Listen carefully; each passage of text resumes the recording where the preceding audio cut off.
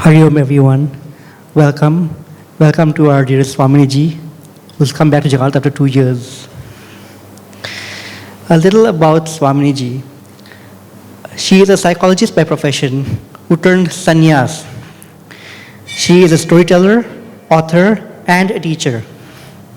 She left the world of inner workings of the mind for that beyond the mind. Of Indian origin, born in South Africa and raised in Australia, Swamini Ji currently resides in Hong Kong and is a globetrotter of the Chinmaya mission, spreading the vision and sharing the knowledge of Vedanta. Inspired by Pujya Swami Chinmayananda's teachings, she understood the ancient wisdom's adaptability to solve modern problems. She adopted a life of monastic living and service to the vision of her guru and scriptures. True to the mission's motto, she aims to reach people of all walks of life, embracing modern technology. And she has a bite-sized podcast called Thinking About It, and an Instagram account full of quotes. Her ability to break down the highest truth in a language in a way that we can understand and relate to without sacrificing its profoundness is what draws people. She nurtures the mind, the body, by providing food for thought to contemplate on. Her chosen medium may be words, but it is the wisdom, warmth, and gentle nature behind them that leaves you in awe and wanting more. Thank you. Hari Om. Today's food seva boxes has been contributed by the Chinmaya Family Jakarta. For those of you who'd like to do the seva, please don't hesitate to approach me. My name is Vritti Metani. Thank you. Hari Om.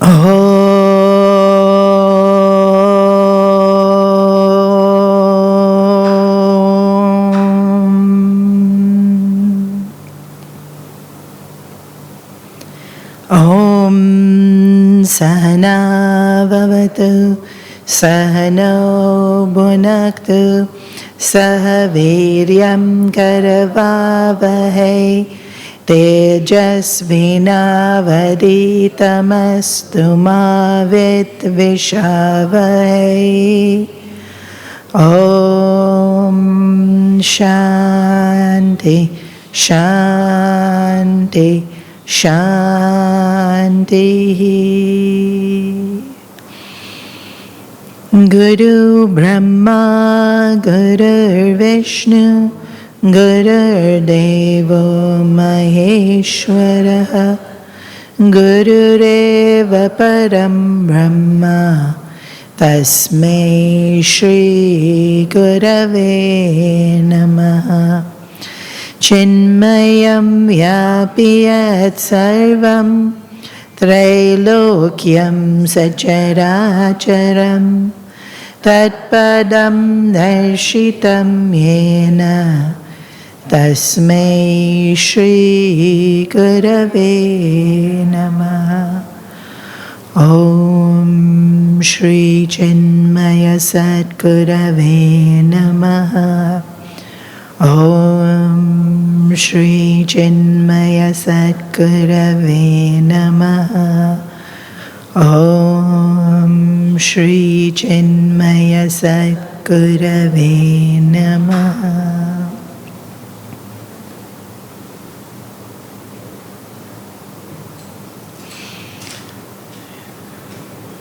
Krishna.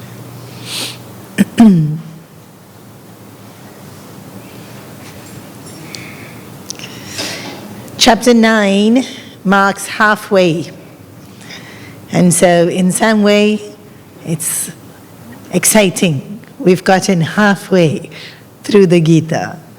And sometimes I remember when I used to be studying and you'd have one of those big books and then you keep looking, how much more, how much more. This is small, of course, but if you have the whole Gita, then it's like, and then you divide it and you measure, like, at least there's a feeling of, okay, I got halfway. And usually in a jewelry, the halfway is like where the pendant is. Although the pendant of the Bhagavad Gita is chapter 15. And it's always described as the gem in the necklace of the Gita is chapter 15. But chapter 9 definitely has a charm. And there's a little bit in the beginning that's extremely profound, like so incredibly profound. And so it really encapsulates the Upanishads. And then a lot of chapter 9 is so much bhakti, because we know that from chapter 7 to 12 is the bhakti yoga section of the Gita. I mean, there's bhakti all throughout, but this is where you find the bulk of the sentiments of bhakti. And even between chapter 7 and 12, it's really 9. 12 is called bhakti yoga, but it's too perfect. That bhakta is not someone we are, like, has no enemies, is a friend to all, has no jealousy. This is Santa Mahatma, this is not us. But chapter 9 is very much something we can relate to. And it's saying that even if you're trying, that's very good. And any step in the right direction is effort that is recognized. And this is all very reassuring to us. I remember the youth, they come to the ashram often, which is really nice because, Gurudev, and this year is 50 years of our youth wing of Chinmaya Mission. And Gurudev had started this youth wing because usually spirituality gets associated with, aunties. In the West, it's aunties and uncles, but in Asia, it's definitely aunties. And you don't want to hang. I remember my first Bhagavad Gita class in Melbourne, and I walked in, and the first thing everybody was like, so young. And I thought, oh gosh. I was 19 at that point in time, and so I would literally arrive when she was saying Om Sahana Bhavatu, and by the time Purnamada was over, I'd leave, because otherwise it's it. And so Gurudev started this youth wing so that they can have a very dynamic approach to spirituality. And so I've really enjoyed myself being in the youth wing before I joined the course, and then afterwards, of course, continuing to nurture the youth wing. And I remember this one girl who had grown up with me. So she had known me, she had known Swamini Ji before me, when Swamini Ji was posted in Hong Kong.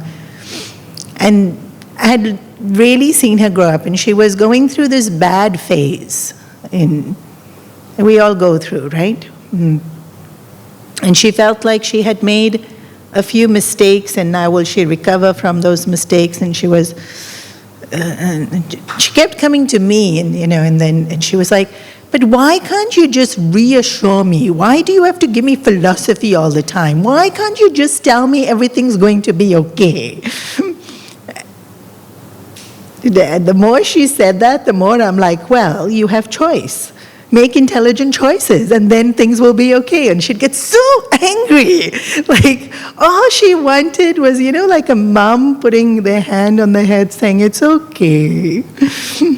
And then later on, when I was reading chapter 9, I thought, I should have just given her chapter 9, because chapter 9 is really that. It's really that feeling of, it's okay.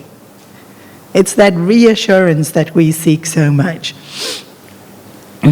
And I know some of you all have been attending my weekly classes, and we just finished chapter 9 last year. Right? And we're on chapter 11 right now in the weekly classes. So for some of you, this is going to be very recent recap, revision. But it's always different to do it in a yagna format, because in a weekly class I tend to just take my time and I myself am sitting there reflecting on the verses. But here we have to finish in these next 5 days. And so I will be very focused. And so we're going to get started. I also know that all of y'all have been learning to chant. and since y'all are such accomplished chanters, I will get y'all to chant the verses before we start them. Yes, so let's get started. Shri Paramatmane Namaha Atha Navamo Dhyayaha Shri Bhagavanuvacha Idam tu te guhyatamam Pravaksha Jnanam Vijnana Sahitam Yagna Moksha Se Shubhat. Shri Bhagavanuvacha. It's always, even now, after so many years of reading the Gita, to know that it's Bhagavan himself who is talking to us when we hear the words Shri Bhagavanuvacha. And there's so many times in our lives where we think, where is he? And he's right here. It's not him that went away. It's us who don't open the Gita, and he's whispering into our ears all the time. And whatever it is that we need, sometimes more than what we need. Because we prepare, right? Even like with our children. We know they're too young, but we know they're going to grow up and invariably they're going to need this knowledge. And so we'll say to them, when you get older, you will realize you need to, and we do our whole spiel. And Krishna does a bit of that as well. He pulls us to be able to think deeper and to think in a more subtle way, which I will explain when we get to verse number 4. Please put it on silent. I know it's become habit, that. And then sometimes when we're in public, then it's so loud and we can't hear it. So we deliberately keep it loud. I understand. So this is a good reminder to all of us. Please put it on silent.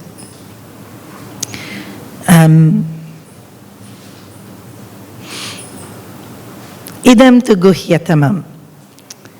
Even in Balvihar, when I'm teaching the children, and then when they're being particularly rowdy, all I have to do is say, and then Krishna said.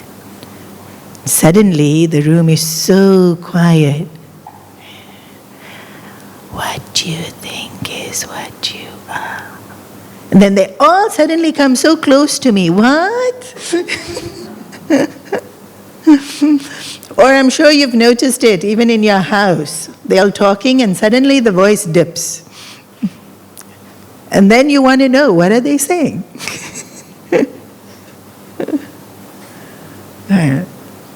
When we know that it's something they don't want us to know, we want to know it more.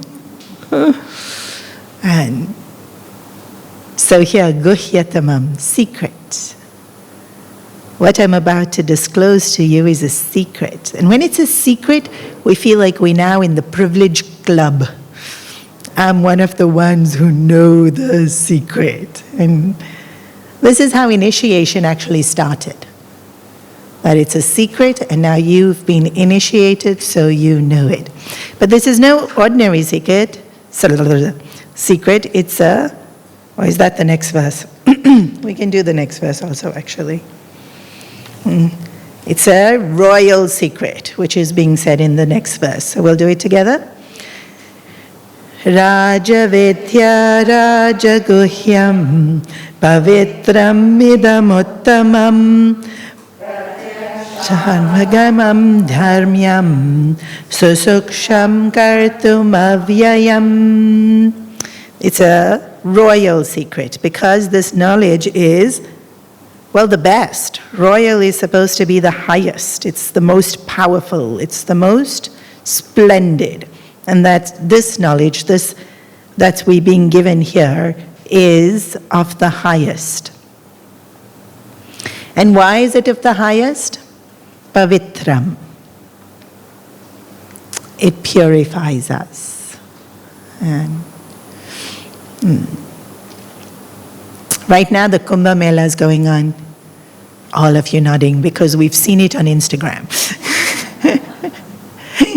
And, before we never heard of people going to the Kumbh Mela, but now so many are going to the Kumbh Mela. Why? Because they know it's there. Otherwise, only rishis and mahatmas and yogis knew when the Kumbh Mela was, and there was no advertising of the Kumbh Mela. And actually, that's how Kumbh Mela became so well known. The last very big Kumbh Mela, which I think was about 12 years ago, American companies were in awe that a function can be planned with no advertising, no preset date, no reminders going out, and everybody just turns up. And not just few, thousands turn up. Because it's all based on the calculation of the planets and the positions. And so rishis and ashrams and everybody knows when the next one's going to be. Only when the stars are in this configuration, we have the Kumbh Mela. But even then, you have to know where the Kumbh Mela is going to be, and that's also already decided. If the configuration is like this, the Mela is here. If the configuration's like that, the Mela is there. And there's a few different spots. And actually, it's phenomenal that this event can be organized for thousands of people with zero publicity. Little bit logistics, now especially now, a little bit more logistics, but in the early days, even less logistics. And what's this excitement to go to Kumbh Mela? Take Instagram picture.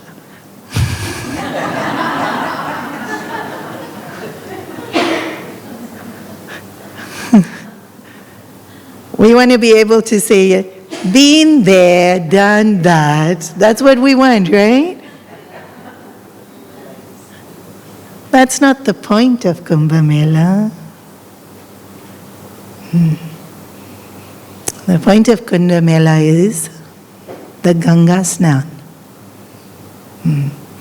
But Ganga Snan we can have at any time. Then why during Kumbh Mela only? Because during the Mela, all Santa Mahatma are there. And the real Ganga Snan is dipping in the knowledge that the Santa imbibe.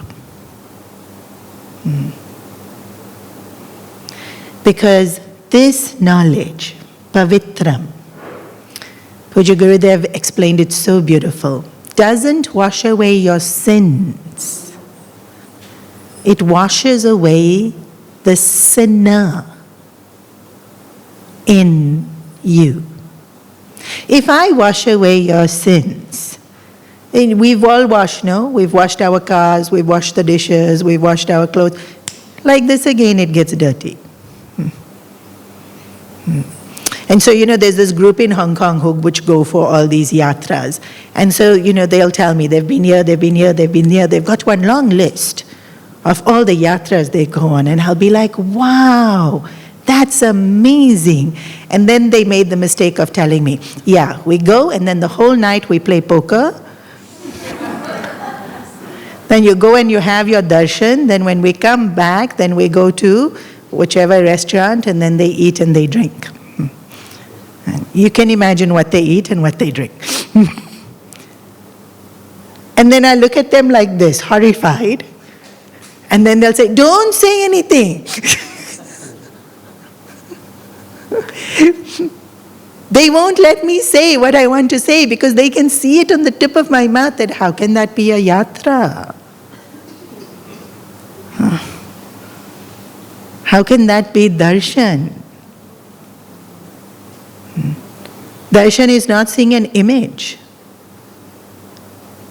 Darshan is seeing that divinity that sparkles in our own heart. Only then we full, even only then are we fulfilled. And to be able to see divinity, mind has to be quiet. Maybe not completely pure, but definitely in that moment it has to be quiet. And all of us already know we have momentum of thought. If you go to a lunch and everybody is talking about something, on your way back home, you are thinking that. Even you look at your phone and you hear something or you see something, even at night before you sleep, those images only come. If whatever it is I'm doing and whatever it is I am thinking is going to keep coming. And there's like that reboot button in our brain that just keeps feeding us all the images that we've already recently seen. And so pavitram is that tendency to do things that make us feel horrible. We just stop doing them. Something as simple as, I'll get so angry and then I'll scream and then I'll shout and then everybody's restless. I'm restless, the people I shout at are restless, the people who aren't even involved watching me are restless. And then later I feel bad. Why I did that? And then you see the small face on that person that you shouted at and you think, why I did that? And I promptly do it again the next day. Pavitram is, now something's happened and I take a deep breath. I'll talk to you tomorrow. Because there's still so much anger that if I talk now, I'm going to scream. And then pavitram is, something happened and I take a deep breath and I'll say, okay, let's fix it. Pavitram is the tendency is cleansed. Rajaguhya, Rajavidya. This knowledge is royal because it purifies us. And here, Krishna is telling Arjuna, and I'm going to tell it to you. Like, this knowledge is so beautiful. It's so precious. It's so beneficial. And I'm going to tell it to you, so listen. Okay. Like, this is important. Listen. This is precious. Listen. And you know, if Krishna had to say this to Arjuna 5,000 years ago, when their minds were still strong, now our minds, even when we want to stay focused, we're looking at the phone. And if Krishna had to say, listen, to grab Arjuna's attention all that time, it's almost like, you know how when children hold your face like this, so that when they talk to you, you look only at them? Imagine Krishna's doing that to you. Listen. This is important. Listen. Yeah. Because moksha se shubha. This will be able to give you that freedom from sorrow that we all yearn for. And not just jnanam, he is promising to give vijnanam, which is giving us the experience of it.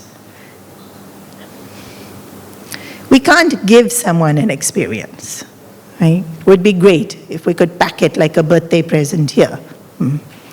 But sometimes, when we're listening to a person tell us something,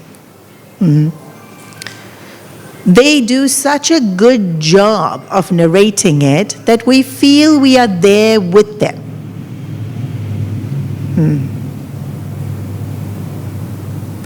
And so here too, Krishna is saying, listen, and I will show.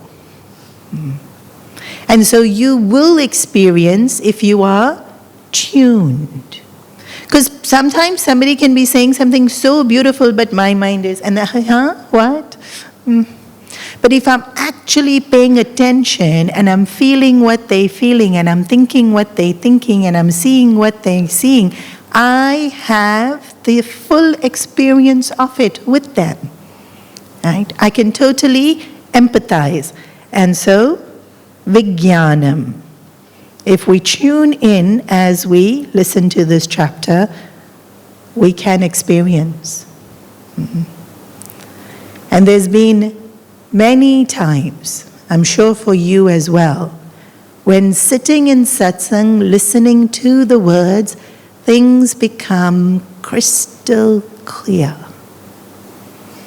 Like there's a glimpse that we can catch and hold. And it's like the environment has been made and so conducive, and all I have to do is just be there, and it happens. It's almost like it's gifted to us. Gurudev used to say it's almost like the Guru opens the mouth and puts the laddu in. All you have to do is close, swallow. If we tune in. So here in the next verse, when our mind is purified and when we are listening with Shraddha, then we are able to have the experience. But if the mind gets filled with doubts, then that becomes a huge obstacle. And so the next verse says, Ashraddhana Purusha Dharmasyasya Parantapa Aprapya Mam Nivartante Mrityu Samsara Vartani.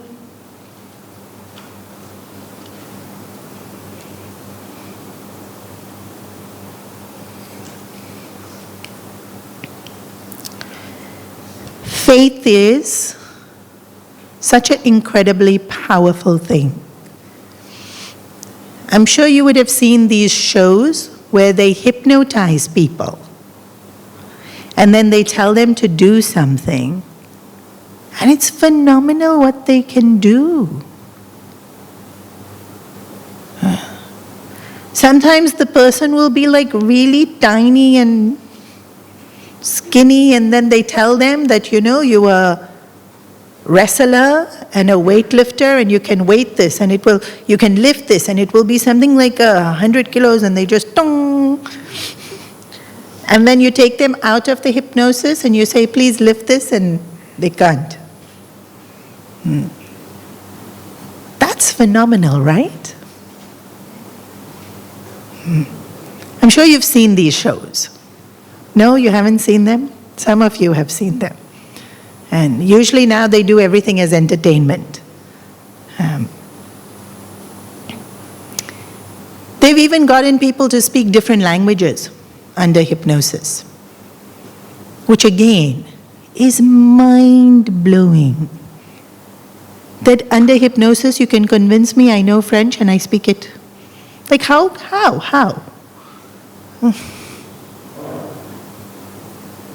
When the mind believes something,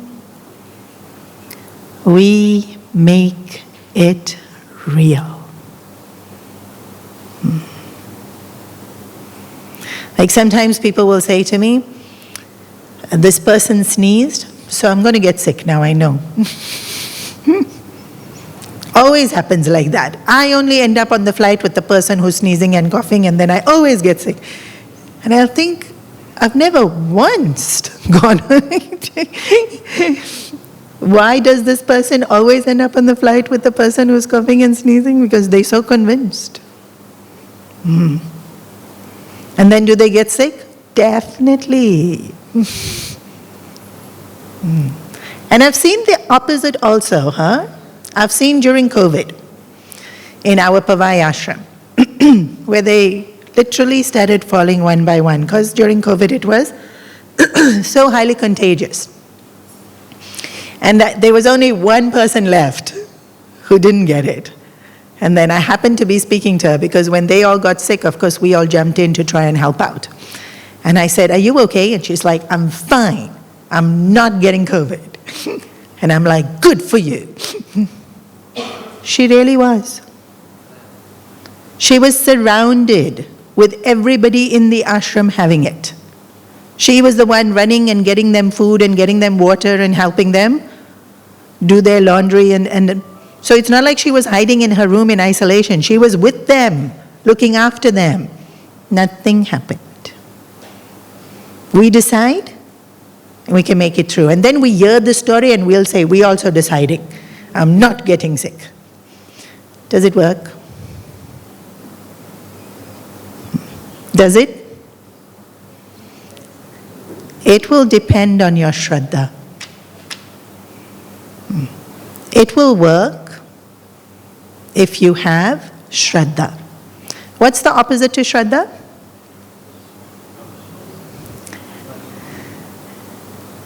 Doubt. So, I heard this story. She can live in the ashram with people surrounded with being sick, and she didn't get sick. I'm going to do it too. And if I have the slightest doubt come into my mind, can I? Gone. Your Shraddha's gone.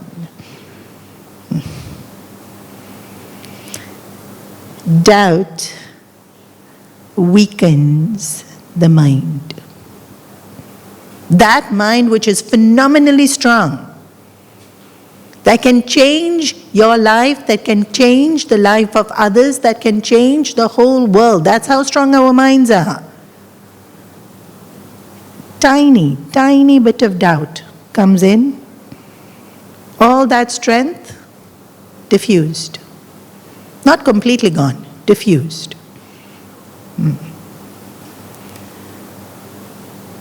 Here, Krishna is reminding Arjuna, listen.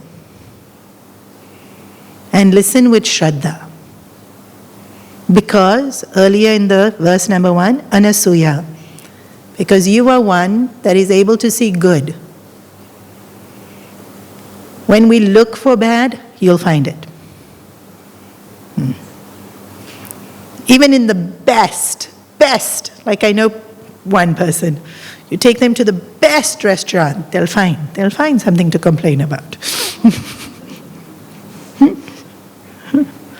Take them to the most amazing holiday, they'll find. Give them an outfit that is stunning, it's comfortable, it's soft, it's eco-friendly, they'll find something. If we look for something to be wrong, we'll find it. But when we look for good, we'll 100% find that as well. And if we train our mind to look for good, we'll keep finding it.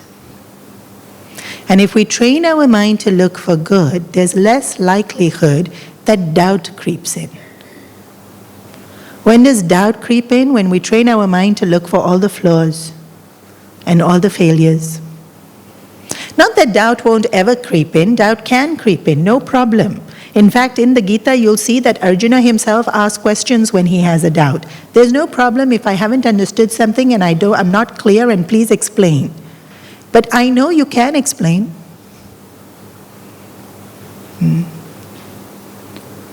And so when we're listening to Bhagavan, to have that faith that I'm going to benefit from this. This is being given to me to bless me. When I have that faith that I am going to benefit from this, I'll make sure I do. Yeah. If I'm thinking 1 hour and I have to sit there and listen, I don't know. Yeah. The mind's not strong and receptive. And so, this verse can be interpreted in many ways, but for today I'm just going to focus on this.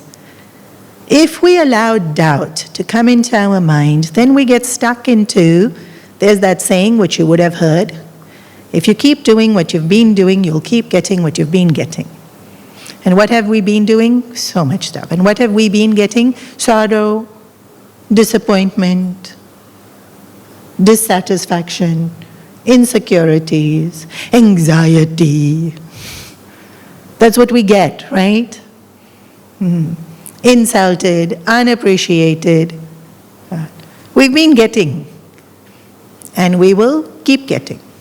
Why will we keep getting? Because we're not changing. So then what we're doing is the same, so the outcome will stay the same. And so here, what is Krishna saying? Listen with faith, so that we can adjust, so that we can experience something different to what we've already been experiencing. And now comes these 3 verses of chapter 9, which is phenomenal. In fact, these 5 days, I could have taken just these 3 verses of chapter 9. These 3 verses are so profound and insightful and contemplative and meditative. So we'll see them one by one, starting with verse number 4. Please start.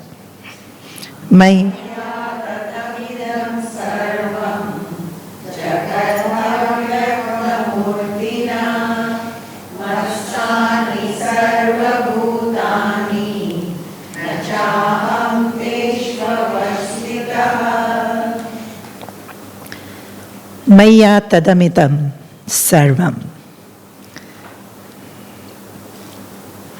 I, sarvam, am everywhere. The word here is pervade, but to use simple English, Krishna is saying, I am everywhere. That's only 1/4 of the verse, huh? There's 3 more quarters of the verse. But just this, I am everywhere. How many of us have heard this before? Krishna is everywhere? Of course you have. When would you have heard this? When you were a kid?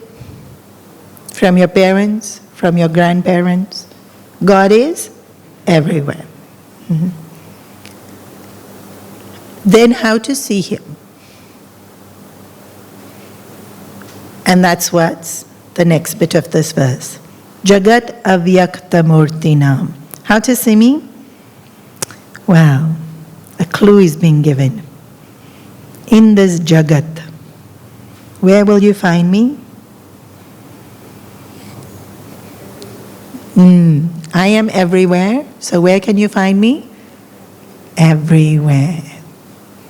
In the world. Yes, somebody replied inside, yes. But not only inside. Because we're going to see, this verse is saying, everything's inside me. So, I am everywhere. And Krishna just said, listen to me with faith. I am everywhere. And it's interesting, because yes, when we go to the mandir and we close our eyes, we feel. But there's many times we're running around here, there, everywhere. Sometimes we're in the doctor's office and we close our eyes. We can feel. Or going into a job interview and everything's very daunting and we close our eyes and we can feel. Or sometimes traveling in the airport to reach somewhere and something's happened and I need my strength and so I close my eyes. We can feel. We can feel connected to Bhagavan. Whether it's at the airport, whether it was at the doctor's office, whether it was going for a job. And so we know this to be true. I am everywhere because I've experienced that I don't have to be sitting in front of a murti to be able to feel Bhagavan's presence. And Jagat avyakta murtinam. Avyakta means without form. How will you find me? Without form. we've actually trained ourselves to look for forms. More so even in today's world. I'll give you an example. When you don't know what to reply on a WhatsApp message, what do? Emoji, hands folded. Instead of typing out, we use symbol, which is a form. We've made ourselves so used to thinking in terms of form.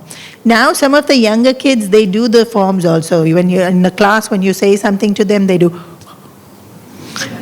We never made that expression before. Now that it's an emoji, you see all these kids doing. Oh, what's this? I don't even know what that one is.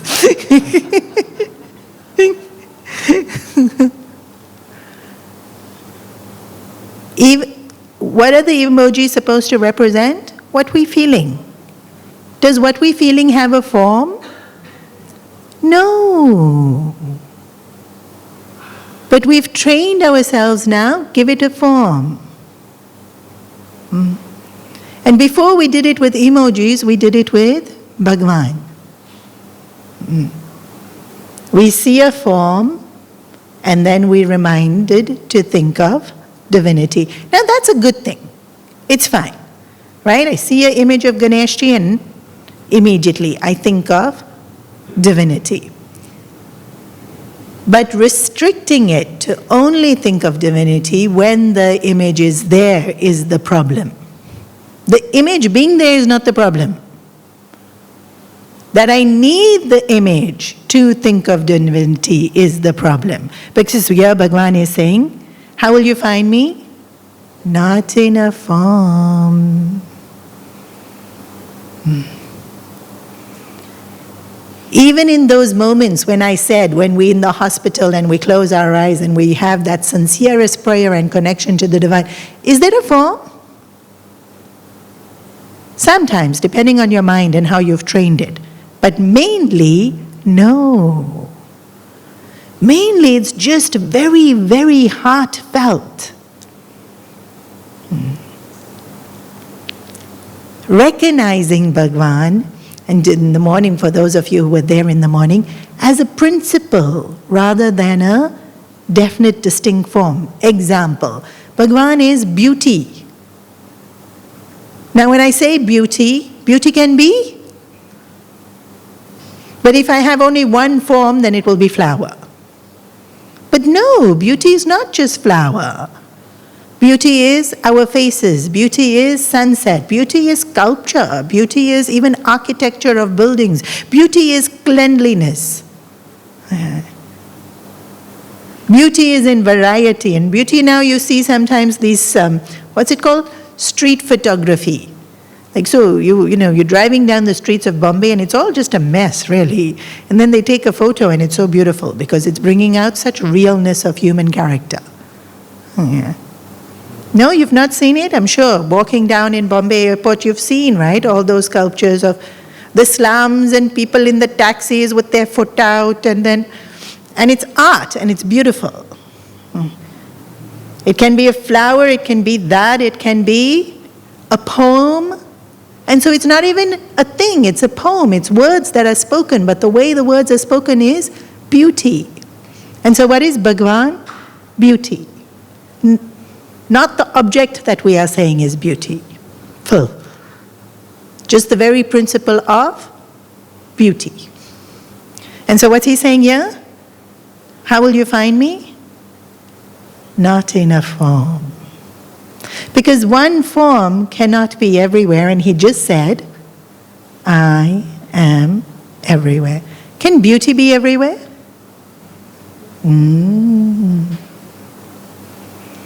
So if I'm looking for Bhagavan in a thing, I'm only going to find it one place. If I'm looking for Bhagavan in beauty, now I can find Bhagavan everywhere. And so much of Bhagavan everywhere. Yeah. I can see your face as beautiful, I can see your personality as beautiful, I can see what you're saying is beautiful. Now so much I can recognize of Bhagavan. Even just in you or in anyone. I am everywhere. Avyakta murti mam jagat. In this creation, jagat is this world, this particular world that we are living in, but jagat is also the world of constant change, and so it can be the entire universe. And the universe is incredibly beautiful. Or we see it only as stars twinkling in the sky, and that in itself is so beautiful. But we have this telescope in our Vibhuti ashram.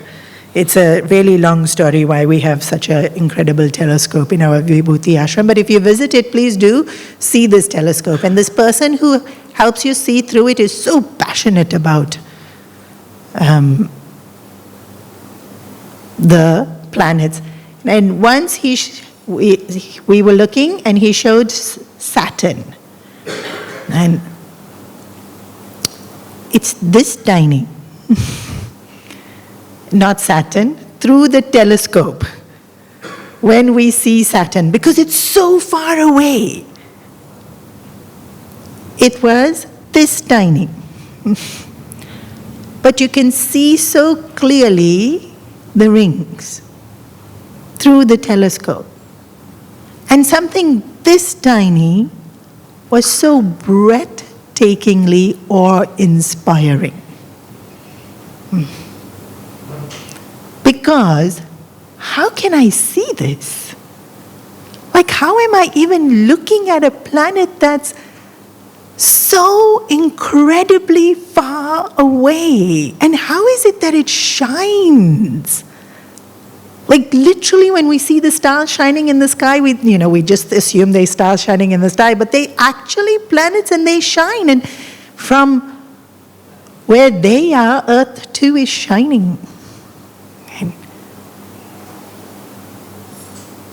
We can see in this entire world that keeps changing divinity in so many varied ways, in brilliance, in capacities, in talents, in beauty, in strength, in virtues. And those don't have a form,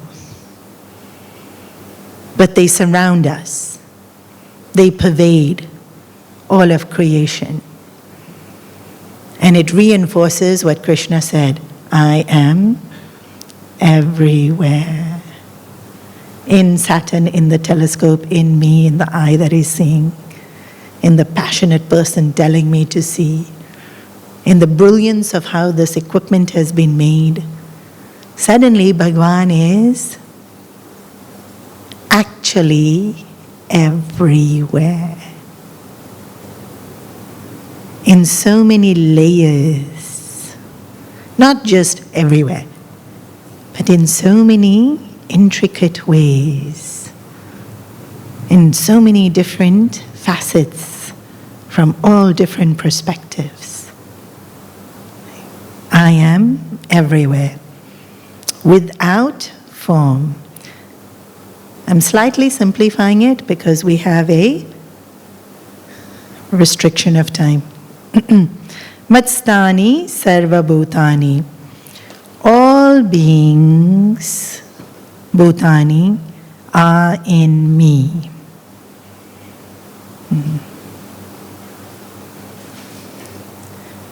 So, how are we going to know Bhagavan? I am everywhere, and all beings are in me. What does that mean to you and me? I am in Bhagavan. Usually what do we think? Bhagavan's in me. There's big me and small little Bhagavan here in my heart. Yeah. Right? Like one of those power batteries, making everything work. Bhagavan's just like this tiny little battery, making sure. And actually in Katha Upanishad, the description is given that way as well. That he's the size of the thumb. But it's a poetic description. But artists took that description very seriously. Here what's he saying? All beings are in me. So now this is a reset. You know when your phone has settings and then the setting isn't right and then you have to go to the setting and change it? We have to go to settings and change. Bhagwan is in me too. I am in Bhagwan. What does that mean? How does that change our life? This is not a rhetorical question, please answer. How will it change our life to know I am in Bhagwan? I feel more connected, protected. Yes, I am in Bhagwan means I'm protected. Yeah. How else does that change my life?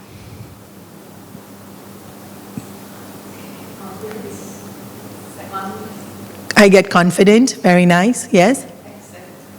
Acceptance of? Because everything's inside Him. So everything around me is also inside Him, so I have to accept it. Very nice.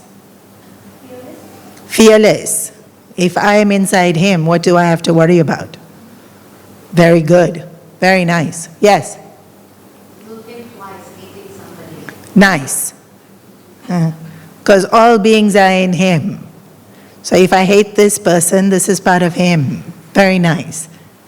It's good to do this exercise, isn't it? This is going to be your homework for all of tomorrow. I am in Him. There's no separation. You won't feel any separation because I'm inside of Him. Very nice. It also reinforces the first stanza, which said, I am everywhere. If I'm inside Him, He is definitely everywhere. The analogy is like a fish swimming in water. And then if we increase this analogy, a fish swimming in water asking us if water exists. Because that's what we do. Does God exist? Where's God? And the fish swimming in water asking, where's water? What's water? I don't believe in water. How can, it doesn't matter if the fish believes in water or not. It's still in water. Same with us, doesn't matter if we believe it or not. We're still in Him. But if I know I'm in Him,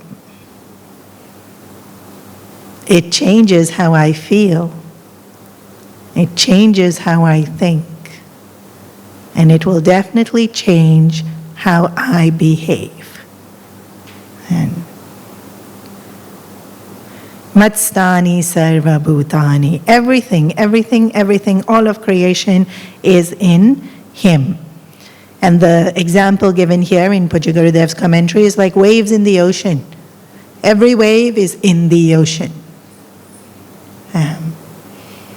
And so all beings are in me is just like every wave is in the ocean. Every ripple, every froth, every bubble is in the ocean. There's the ocean and the ocean and the ocean, and all happenings are happening in the ocean.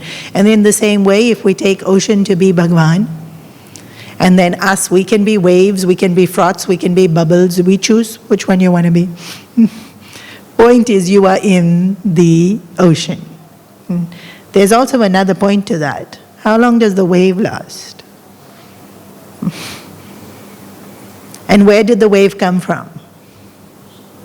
And where did the wave go back to? And so did it matter how long the wave lasted? Because ocean was there creating, ocean was there receiving. And then it's so nice, right? I'm being carried by this ocean. And I take the shape of a bubble, I take the shape of a wave, I take the shape of froth, it doesn't make a difference, I'm still the ocean. Because everything's in Him. I am in Him. Right now I think I am this, And so right now, this, which I think I am, is in him. But actually, when the wave goes back into the ocean, I'm no longer a wave, and then I'm not this. I'm just ocean. Matstani sarva bhutani. It's so beautiful to just meditate on this. I am in him. And so I came from him. I go back to him. And you know, Gurudev used to play with Hari Om. And he changed it to Hari Home. Where's home? Where we came from. And so we don't have to die to go back home. If I already see he is everywhere, in all these beautiful principles that surround me, I am already back home. Hari, home. Matstani sarva bhutani na chaham teshva vavastitaham. But I am not in them. So, all beings are in me, but I am not in them. This is a bit more technical in the sense that if you say the wave is in the ocean and the ocean's not in the wave, makes sense because the ocean is so vast and the wave is limited, so all of the ocean is not in the wave, but the wave being smaller is in the ocean. Yeah? But the wave wouldn't exist without the ocean. And so I am not in them is to remind us, Bhagwan is far bigger. Yeah. Also, it's a good, remember we had to go to settings and we thought Bhagwan is in us and Bhagwan saying, no. I'm not. And then, but I'm in him. And why is he saying he's not in us? Because we made such a mess in our minds. We filled it with so much insecurities and inhibitions and conditionings. I didn't even say anger, lust, greed. I didn't even say that. So much inhibitions we have in today's world. So much insecurities. Anxieties. And then so many desires. Then we don't even remember. I'm sure you've experienced this. I want, and then something happens, and then I was like, what did I want? Like, could I have really wanted it that much if I even forgot I wanted it? Like sometimes people will be talking to me casually and they'll mention, see this movie, and I'll always think, yeah, you know, when I have time, I'll want to watch, I want to relax. And then when it comes time, I'll think, what was that movie? No idea what it was. Okay, never mind. Usually I'll just see the preview and then not see the movie because I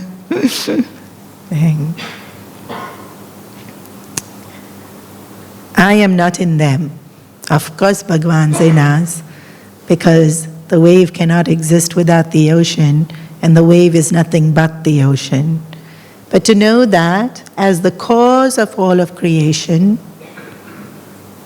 the effect is dependent on the cause and not the other way around.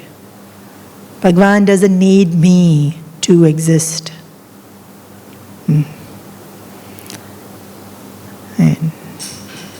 I can't exist without Bhagwan, but Bhagwan does just fine existing without me. And in this vastness of creation, it's incredible. This verse is so incredibly humbling because everything is in Bhagwan, absolutely everything. Every creature, and then you think of all the planets, all the suns, all the solar systems, and in all of that, what am I?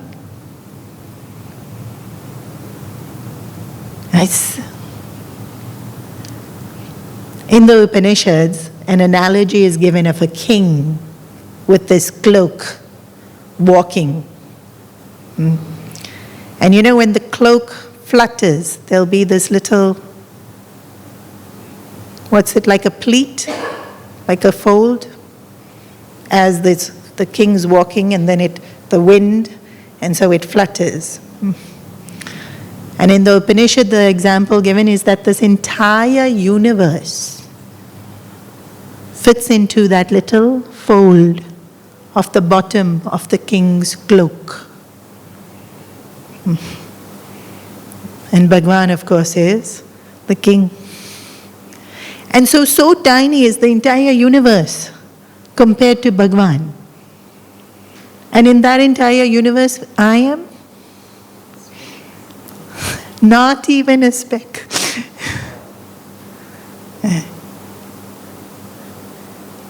And we can consider ourselves so important. But the thing is, we are important, but not for the reasons we think we are. We are only important because we can realize this. You and I can see Matstani Sarva Bhutani. You and I can see Maya Tadamidam Sarvam. In the depth of our hearts, in the stillness of our minds, we can see the entirety of infinite. That's why we're important. Not because we own some property, or we have this command, or we can sing, or we can. That's not what makes us important. Those things are the waves that's going to go back into the ocean, not even remembered 10 years after we die. And then all the chota-mota anxieties that we have, and all the, irritations that we have, who's going to remember? Even now, who else except you cares? That this one listened to you, this one didn't listen to you, this one said something about you, this one called you fat, this one called you. Who else except you cares? And that too for how long? Till the next person says the next thing.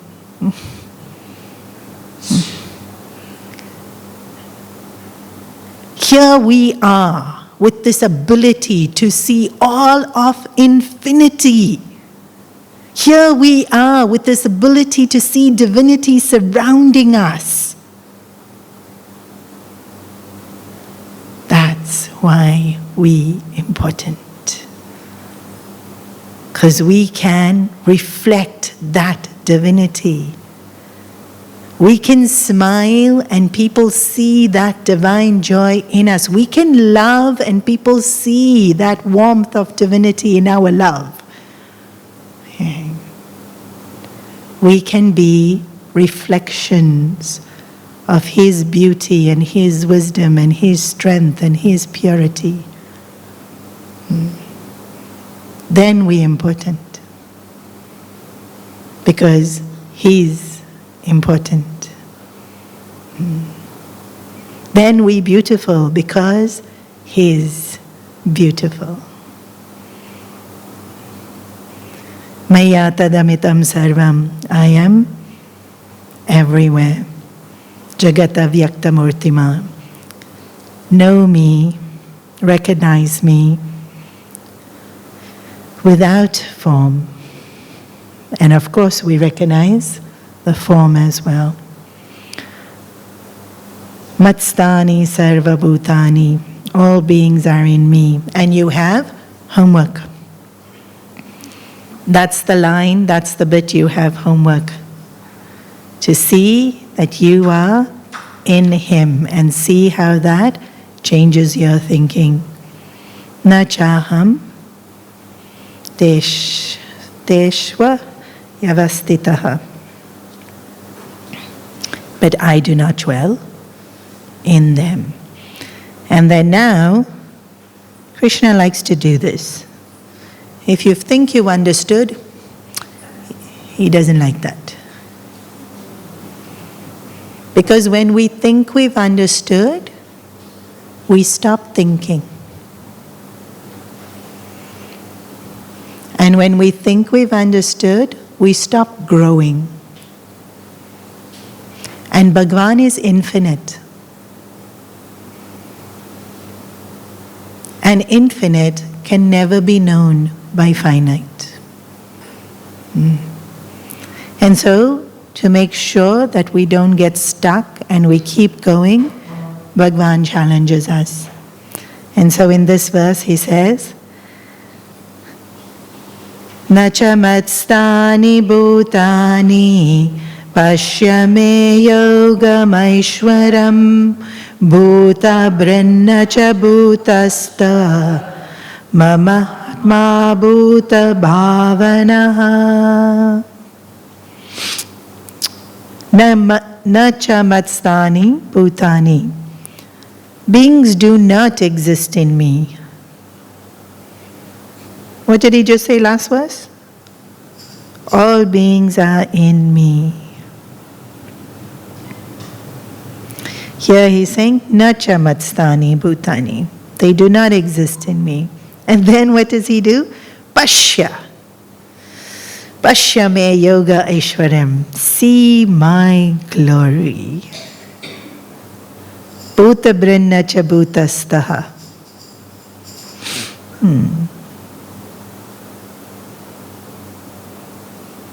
Bhuta is the cause and effect relationship, referring to that.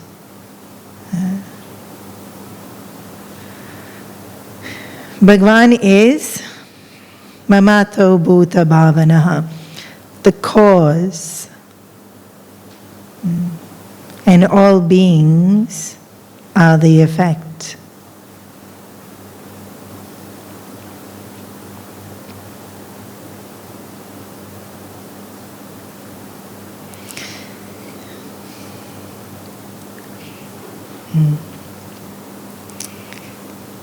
The Upanishads is where we get clarity on this verse.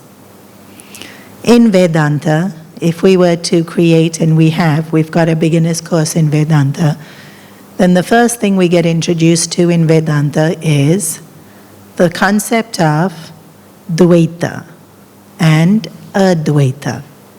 I'll do this very quickly because most of you probably already know it. Dvaita means two. Advaita means, actually the translation is not two, but it means one. Dvaita is what we experience. You, me, two. But Dvaita is also you, me, and everybody else. So there's 100 people, different Dvaita. Even though there's 100 people, it's still Dvaita because I see me and everyone else. The Upanishads tell us there is only one.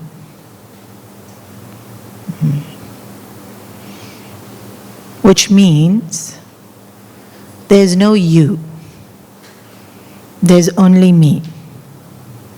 So why are you here? There's no you.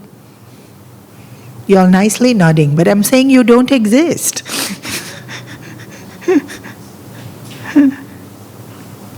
Believe it? There's no you. If it's you, then you looking at me, and there's no me. There's only you. Makes perfect sense? I love how that makes perfect sense to y'all. It does not make perfect sense. Because what do we experience? Me and you. And we're very different. Actually, we're not, but we think we are. We are convinced we're very different. Yeah.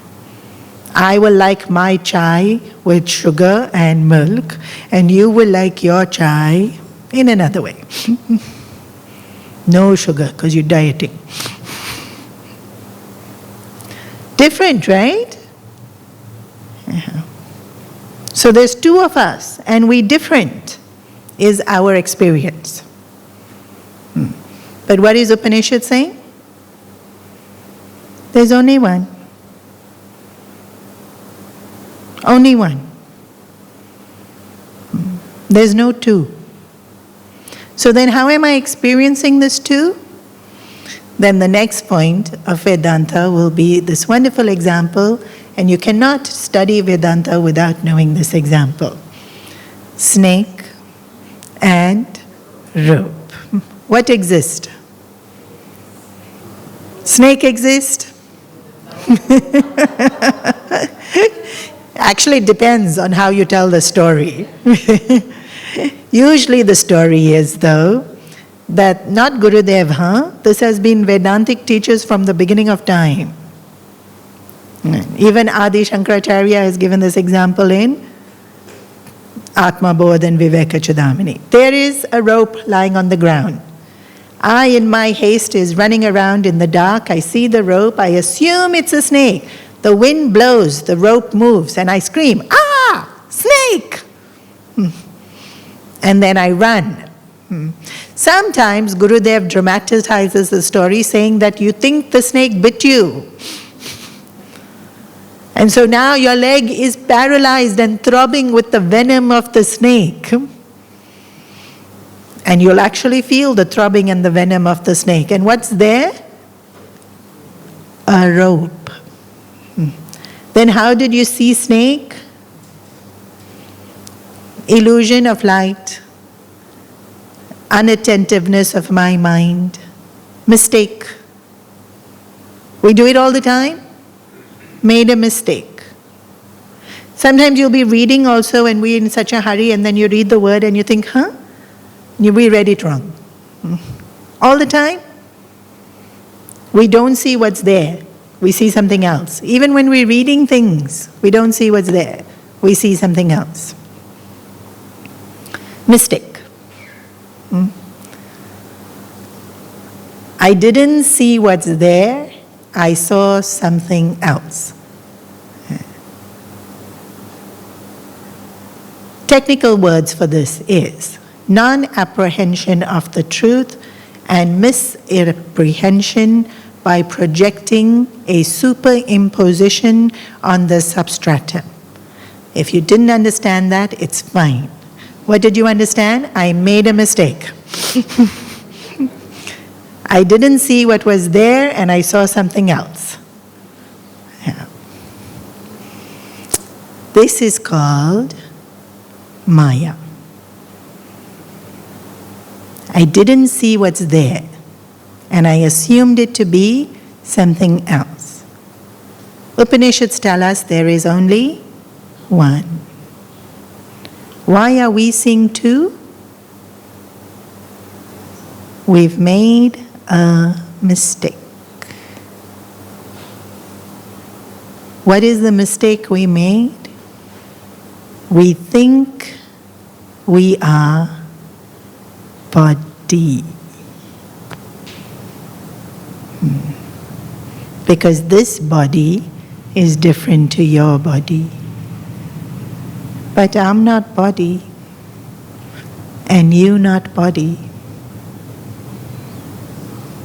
And the truth and the essence of who you are is the very same as the truth and the essence of who I am.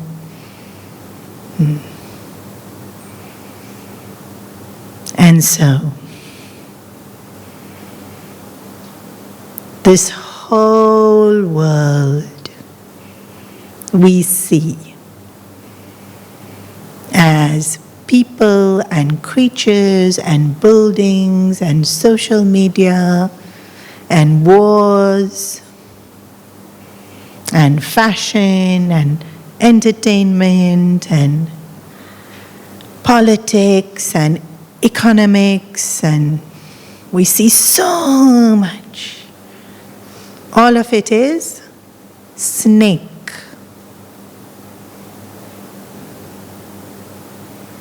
What's actually there? Rope. Only Bhagwan. Only that divinity is there.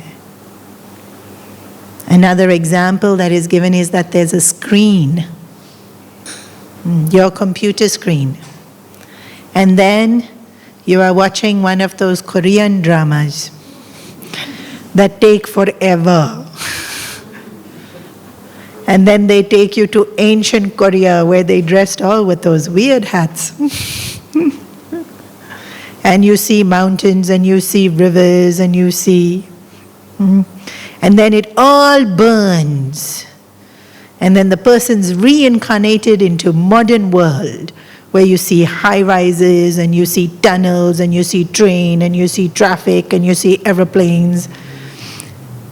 And then the movie, finally, after 25 hours, ends. And you see blank screen. Where's the planes and the tunnels and the traffic and the mountains and the rivers and the ancient Korea and the weird hats? Where are they? They were just flickers of light on a screen that came, went, came, went, came, went. They never stayed, they weren't real.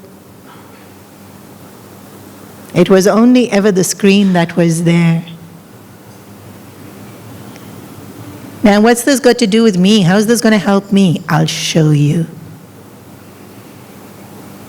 In your mind, there is divinity, bliss, love, and then thoughts come. Thoughts of, I have to do this, I have to go here, I have to tell this one this, I have to send that what's message. I have to buy this, I have to look good, I have to lose weight, I have to go to the gym, I have to finish my 10,000 steps, I have to drink 8 glasses of water. So many thoughts come. Then so many thoughts come about this person, they are not to be trusted, I shouldn't have talked to them in the first place, they're very dodgy, I have to keep an eye out for them. All those thoughts come. Then somebody else you will see and you'll think about it and you'll think, I'm so much better than them. Why can't they see that I'm better than them? Whatever thoughts we are having in our head about this one and that one, this thing and that thing. So many thoughts come, so many thoughts come, so many thoughts. They come, they go, they come, they go, they come, they go. And then you put your head on the pillow and you fall asleep and there's nothing. Bliss, quiet, peace. And then the next day you wake up and the thoughts come and the thoughts go and the thoughts come and the thoughts go and the thoughts come and the thoughts go. What was there before? Nothing. What will be there again? Nothing. Those thoughts aren't real. I thought them, but that doesn't make them real. Doesn't matter how many times I think it, doesn't make it real.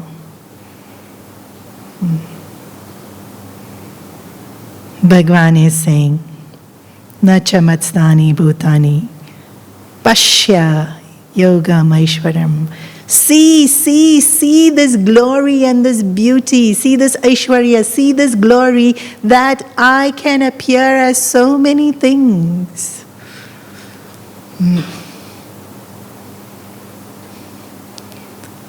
That where there is only one thing, I can appear as so many things.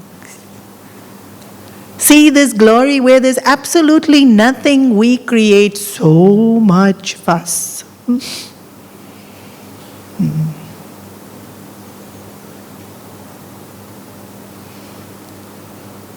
Look at my glory, that I am everywhere and people cannot find me.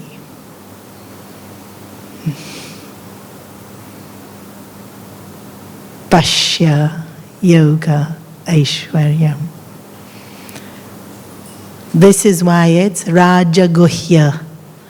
It's a secret. Why is it a secret? Actually, he's everywhere. But we can't find him. We can't see him. And so here he is confirming it's all just Leela.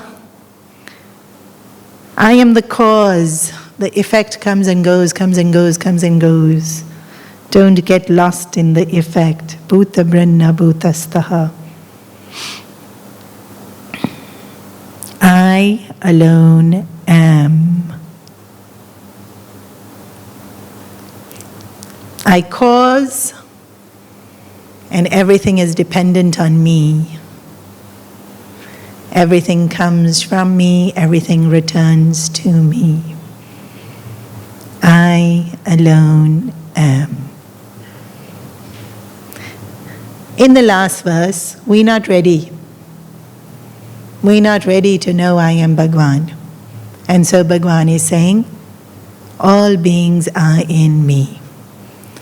To get my mind used to the idea, I think I am in Bhagwan.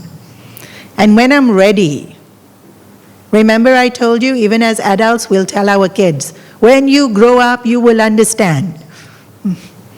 This verse is Bhagwan telling us, when you grow up, this is what you will understand. There's only me. There's no you. You don't exist. You are illusion. Right now, if I think I am illusion, no. We're so attached to being who we are. But why? Why are we so attached to being who we are when we can be infinite? Why we want to be attached to who we are when we can be unconditionally loving? Why do we want to be attached to our delusion when we can be profoundly wise? It's just stubbornness. You know, sometimes even with the kid, they'll say no. Then you're talking and they can actually see you right. You can see it in their face that they've recognized it. And then you say, so now will you do it? No. Just stubbornness, right? Like I have to save face now. Because I've said it, I have to keep saying it. Saving face for who? There's only Bhagwan.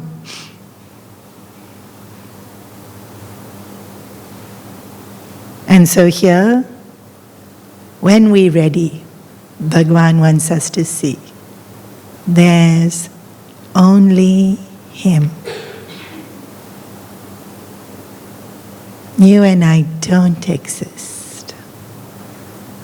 And actually, if we think about it, that's such a relief. I don't have to prove myself. I don't have to be anything, become anything. I can just surrender.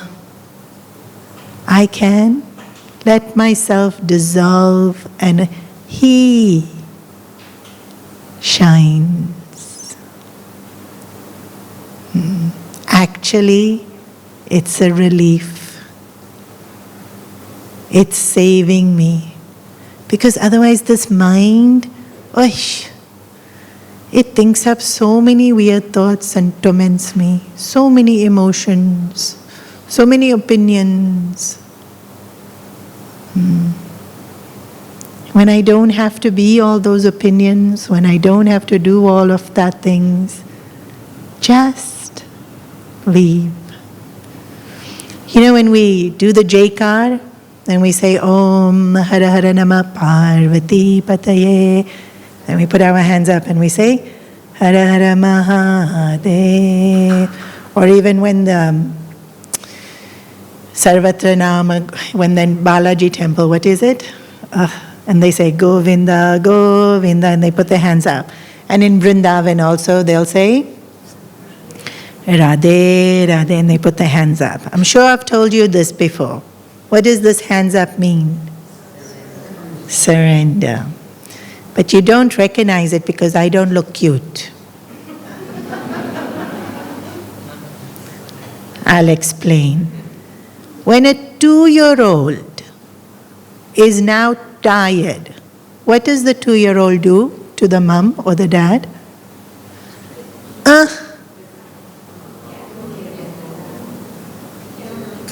Right? Have you seen them do this? I don't want anymore to stand on my own 2 feet. You lift me. When we ready.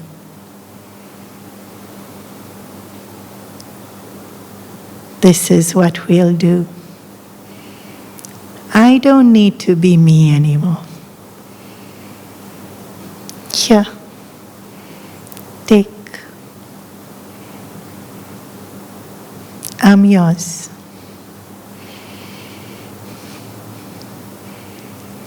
And then He alone is.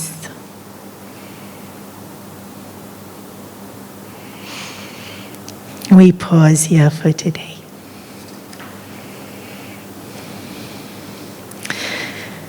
Om Sarve Bhavantu Sukhinah Sarve Santu Niramaya Sarve Bhadrani Pashyantu Ma Kaschit Dukkha Bhag Asato Ma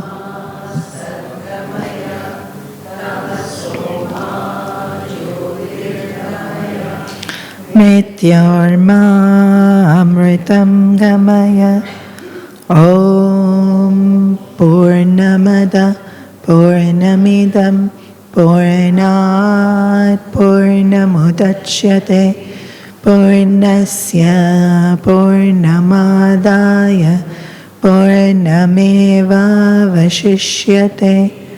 Om Shanti Shanti Shanti.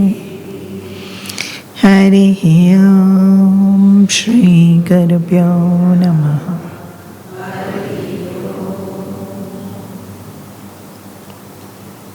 Krishna.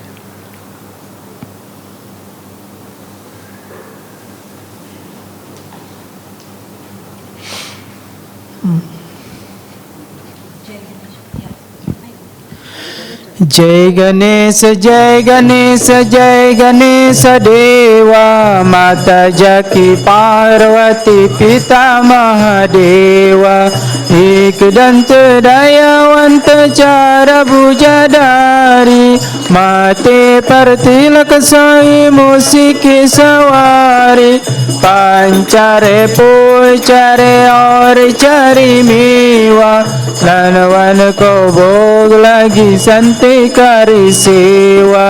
जय गणेश जय गणेश देवा माता जकी पार्वती पिता महादेवा आंदेन को इनको काया भजन को पुत्र निर्धन को माया सूर सराय सप कीजिए सेवा माता जकी पार्वती पिता महादेवा।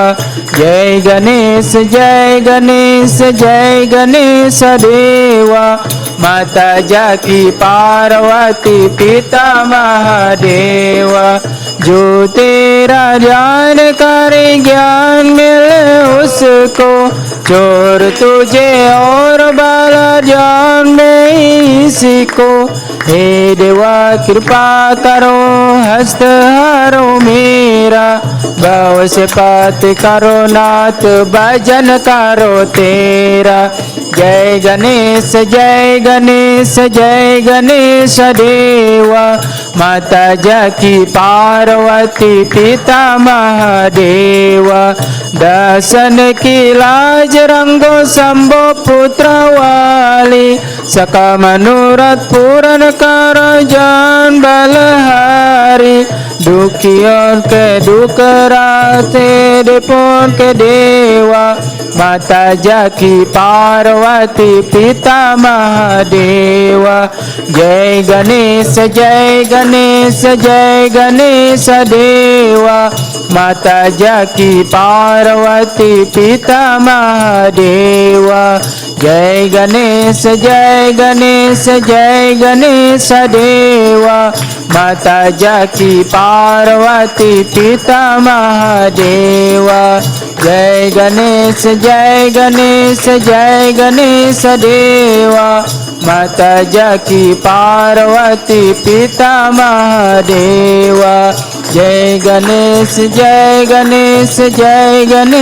देवा माता जाकी पार्वती पिता महादेवा जय गणेश देवा माता जाकी पार्वती पिता महादेवा जय गणेश देवा माता जाकी पार्वती पिता महादेवा जय गणेश देवा माता जाकी पार्वती पिता महादेवा जय गणेश देवा माता जाकी पार्वती पिता महादेवा जय गणेश देवा माता जाकी पार्वती पिता महादेवा गणेश देवा माता जाकी पार्वती पिता महादेवा जाकी पार्वती पिता महादेवा। ओम न तत्र सूर्यो भान्ति कुतो यमग्निः त्वमेव भान्तमनुभाति सर्वं तस्य भासा सर्वमिदं विभाति। हरि ओम श्री गुरुभ्यो नमः। हरि ओम। महाराज की जय। बोलिए श्री मंगल विनायक स्वामी की जय। गणपति बापा मोरया। मंगल मूर्ति मोरया